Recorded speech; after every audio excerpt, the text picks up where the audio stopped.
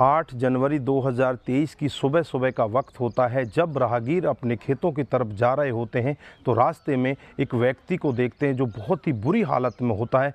तुरंत ही वहाँ पर लोगों का जमावड़ा जम जाता है और उस व्यक्ति की पहचान कर ली जाती है। तुरंत ही उसकी पत्नी और उसके चचेरे भाई को बुला लिया जाता है। दोनों उसे देखकर एकदम दहाड़े मारकर रोने लगते हैं। आनन फानन में ही उसे हॉस्पिटल में ले जाया जाता है और हॉस्पिटल में जाने के बाद डॉक्टर साहब उसे मृत घोषित कर देते हैं। जो चचेरा भाई होता है उसे शक होता है कि मेरे भाई को किसी ने मारा है, लेकिन कुछ लोगों का तो ये कहना था कि इसे किसी ने मारा नहीं है, इसका रोड एक्सीडेंट हुआ है। लेकिन जब पुलिस मौके पर पहुंचती है, पुलिस अपनी जांच पड़ताल करती है तो एक ऐसा चौंकाने वाला खुलासा होता है कि जो भी उस खुलासे को सुनता है तो एक बार अपने कानों पर यकीन ही नहीं कर पाता। दोस्तों, अगर आप भी पूरा मामला सुनेंगे तो एक बार के लिए आप भी अपने आप पर यकीन नहीं कर पाएंगे। तो आइए दोस्तों, जानते हैं पूरा मामला क्या था।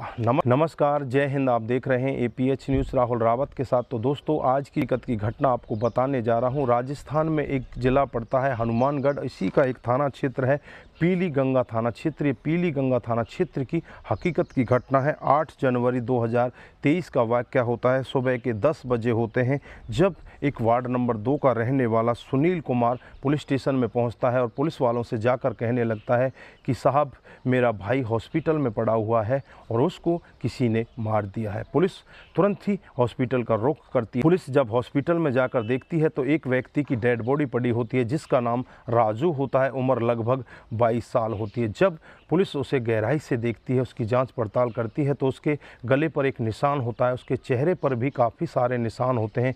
देखने में लगता है कि किसी ने बड़ी ही बर्बरता के साथ इसे मारा है। अब इसे मारने वाला कौन है? पुलिस तमाम तरह की कोशिशें करने लगती है। पुलिस उस डेड बॉडी को उठाकर पोस्टमार्टम के लिए भेज देती है और फिर अपने खबरियों को भी काम पर लगा देती है। इधर अगले ही दिन यानी कि 9 जनवरी 2023 को एक खबरी अपने साथ में एक भिखारी को लेकर आता है जिसका नाम निरंजन होता है। अब भिखारी पुलिस के पास पहुंच जाता है लेकिन बहुत ही ज़्यादा डरने लगता है। वो कहने लगता है कि साहब, मुझे पता है कि इसको किसने मारा है, लेकिन मैं अगर किसी का नाम बताता हूं तो मुझे भी वो मार डालेंगे। मेरी आप रक्षा कर सकते हैं तो मैं बता सकता हूं। इस पर पुलिस उसे आश्वासन देती है और उससे कहती है कि तुम्हें डरने की ज़रूरत नहीं है, तुम्हें किसी भी तरह से कोई खतरा नहीं होगा, तुम्हारा नाम उजागर नहीं होगा। फिर वो भिखारी बताता है कि साहब, 7 जनवरी 2023 का ये वाक़या है जब रात को करीब 12 बजे होते हैं। मैं सड़क के किनारे लेटा हुआ था, तभी वहाँ पर एक व्यक्ति के साथ में जोरदार मार पिटाई होती है। मारने वाले 2 लड़के होते हैं, उसके साथ में एक महिला होती है।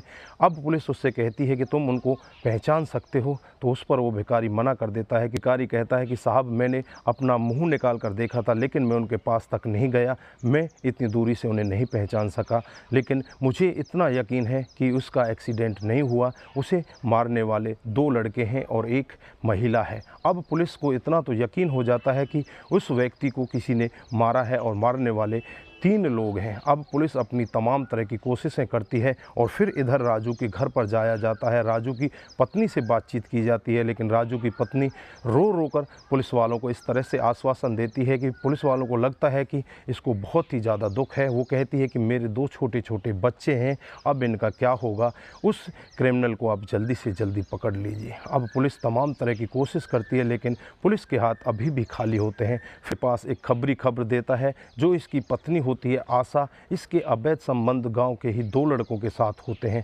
अब पुलिस एकदम से ही एक्शन मोड में आती है और आशा को अपनी गिरफ्त में लेकर उसी के साथ उसके जो 2 बॉयफ्रेंड होते हैं, जिसमें एक का नाम दीपक उम्र 20 साल, दूसरा विकास उम्र 21 साल, इन तीनों को अपनी गिरफ्त में लेकर इन्हें थाने के अंदर बैठाती है। और थाने के अंदर इन्हें जब अपने रवैये से पूछताछ करती है तो थोड़ी देर में ही ये तीनों टूट जाते हैं और तोते की तरह रटा रटाया सब कुछ बताने लगते हैं। फिर आशा से जब शक्ति के साथ पूछा जाता है तो आशा बताती है कि साहब, 2020 में मेरी शादी राजू के साथ होती है और शादी के बाद मैं बड़े अच्छे से राजू के साथ रहने लगती हूँ। लगभग 2 साल का समय ऐसे ही बीत जाता है। इस 2 साल के अंतराल में हमें 2 बच्चे भी हो जाते हैं और उसके बाद मुझे लगने लगता है कि मेरा पति मेरी इच्छाओं की पूर्ति नहीं कर पाता, क्योंकि मेरा पति बहुत ही सीधा साधा होता है।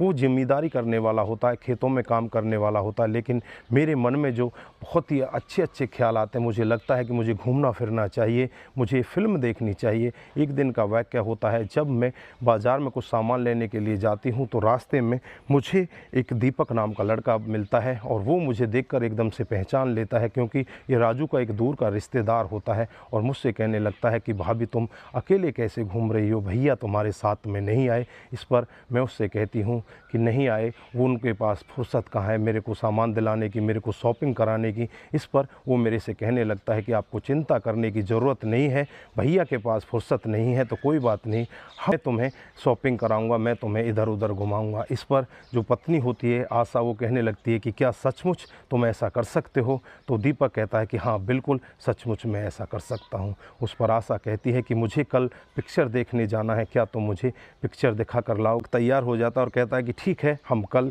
तुम्हारे साथ पिक्चर देखेंगे। फिर अगले दिन दीपक पिक्चर देखने के लिए जाने लगता है तो रास्ते में उसका दोस्त विकास मिल जाता है। विकास उससे कहने लगता है कि तू कहाँ जा रहा है? इस पर दीपक बताता है कि मैं अपनी भाभी के साथ में पिक्चर देखने के लिए जा रहा हूँ। इस पर जो विकास होता है वो भी कहता है कि यार मुझे भी अपने साथ ले चल। इस पर दीपक उससे कहता है कि तू रोड़ा क्यों बन रहा है, मैं तो पहली बार किसी औरत के साथ पिक्चर देखने जा रहा हूँ, इसमें तू रोड़ा क्यों बन रहा है? इस पर जो विकास होता है वो कहता है कि अगर भाभी मना कर देगी तो मैं तेरे साथ नहीं जाऊँगा, वहाँ से वापस आ जाऊँगा, तू एक बार मुझे अपने साथ लेकर तो चल। इस पर वो दोनों साथ चले जाते हैं और आशा इन दोनों को देखते ही एकदम से कहने लगती है कि ये कौन है? फिर दीपक बताता है कि ये मेरा दोस्त विकास है, ये भी हमारे साथ पिक्चर देखने की जिद कर रहा था।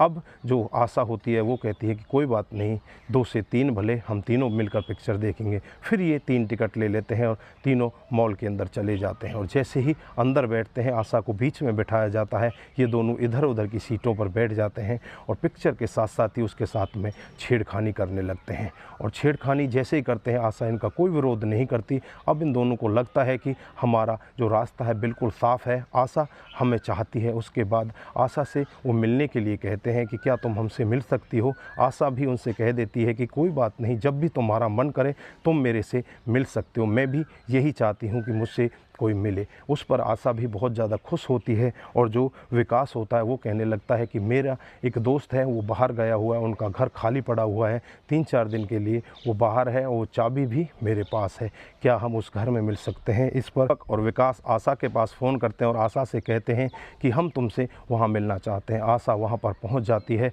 और दोनों के साथ पहली बार संबंध बनाती है। उसके बाद ये संबंध का सिलसिला जब भी इनका मन करता है, जब भी एक दूसरे के साथ मिलना चाहते हैं, जब भी मिलने के लिए जाते हैं, एक दूसरे के साथ संबंध बनाते हैं। धीरे धीरे काफ़ी दिन का समय ऐसे ही बीत जाता है और एक दिन का वाक़या होता है जब राजू का पड़ोसी राजू को इस सब के बारे में बता देता है तो राजू बहुत ही ज़्यादा क्रोध में आता है, अपनी पत्नी से कहने लगता है कि तुम तो बहुत गलत काम कर रही हो, उसके साथ में मार पिटाई करता है। इधर जो पत्नी आशा होती है वो रोने लगती है और कहने लगती है कि मैंने ऐसा कुछ भी नहीं किया, आपको किसी ने बहकाया है, भरमाया है।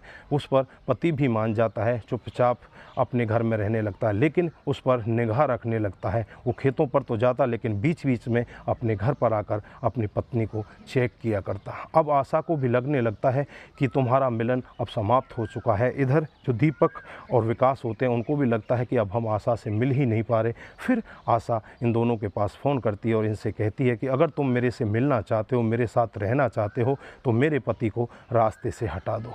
तैयार हो जाते हैं और राजू को रास्ते से हटाने का प्लान बना लिया जाता है। इधर जो पत्नी आशा होती है अपने पति से कहने लगती है कि उस दिन जो व्यक्ति कह रहा था कि मैं उस दीपक के साथ पिक्चर देखने के लिए गई थी वो हकीकत था, क्योंकि तुम मुझे कभी पिक्चर दिखाने के लिए ले ही नहीं जाते, इस वजह से मुझे दूसरे लोगों के साथ पिक्चर देखने जाना पड़ता है। इस पर राजू भी अपनी गलती का एहसास करता है और उससे कहता है कि जब भी तुम्हारा मन करे तुम मेरे साथ पिक्चर देखने के लिए जा सकती हो। इस पर पत्नी कहती है कि तो ठीक है, अगले दिन ही हम पिक्चर देखने के लिए चलेंगे। 7 जनवरी 2023 का दिन मुकर्रर किया जाता है। राजू दिन में ही पिक्चर देखने के लिए जाना चाहता था, लेकिन उसकी पत्नी उसे साफ मना कर देती है कि दिन में पिक्चर देखने के लिए नहीं जाना, हम रात को 9 से 12 बजे का शो देखेंगे और बच्चे भी सो जाएंगे, फिर हमें कोई भी डिस्टर्ब करने वाला नहीं होगा। राजू भी तैयार हो जाता है और 8 बजे अपने घर से शाम को वो चल देते हैं। टिकट लेकर मॉल के अंदर पहुंच जाते हैं और वहां से रात को 12 बजे जैसे ही निकल कर आते हैं तो पत्नी कहने लगती है कि मौसम बहुत सुहाना है,